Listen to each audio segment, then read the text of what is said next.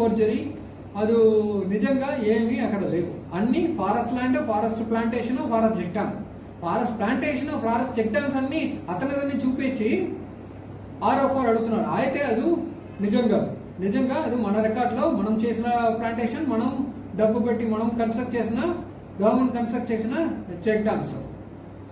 ఇది totally based on forged and fabricated documents కాబట్టి 2017లో Khadar Valli DFO sir has already rejected the file and collector has accepted in 2017.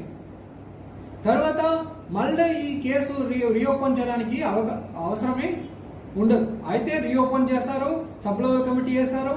Sub level committee వేసిన తర్వాత sub level కమిటీలో కూడా ranger objection చెప్పినారు. ఆ objection కూడా ఆ సబ్ లెవెల్ కమిటీలో రికార్డ్ కాలేదు.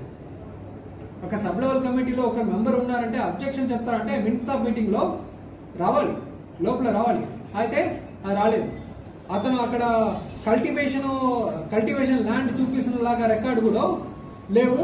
అది కూడా సబ్ లెవెల్ కమిటీస్ లో ఇక్కడ కల్టివేటెడ్ ల్యాండ్ లేవనేది అక్కడ రికార్డ్ లో పెట్టలేదు. తర్వాత నేను రికార్డ్ చేశాను, ఇదో ఫారెస్ట్ ల్యాండ్, ఫారెస్ట్ కంట్రోల్ ఉన్న ల్యాండ్ కాబట్టి నా సైడ్ నుంచి స్ట్రాంగ్ అబ్జెక్షన్ చెప్తున్నారు. ఫేక్ డాక్యుమెంట్స్ కోసం మనము RO4 పట్టా ఇవ్వకూడదంటే నేను లాస్ట్ మంత్ 10th నా రిపోర్ట్ ఉన్నాయి, నేను పంపిస్తున్నాను. So and so claim was actually based on the fake documents and fake records. So and so I'm rejecting అనేది లాస్ట్ మంత్ 10th జరిగిపోయింది. అక్కడ ROFR పట్టాల కోసం అక్కడ శికారపాలెంకి సంబంధించిన వాళ్ళంతా వాళ్ళ లీడర్లతో కలిసి అక్కడ వేస్తున్నారు. అక్కడ వాళ్ళు కొంతమంది ప్రోద్బలంతో ముందు వైపు లేడీస్ని పెట్టుకుని వెనక వైపు నుంచి దాడి చేసిన ప్రయత్నించారు. మా వాళ్ళు కొంచెం చాకచక్యంగా డ్రైవర్ కానీ ఉన్న మా స్టాఫ్ కానీ సార్ని ప్రమాదించి బయటపడి చేసినారు. ఈ విధంగా ఒక IFS ఆఫీసర్కి సాక్షాత్ కలెక్టరేట్లోనే జరగడం దురదృష్టకరము. ఇలాంటి సంఘటనలు పునరావృతం అయితే ఇంకా అసలు మనం అడవిని కాపాడుకునేది ఉండదు.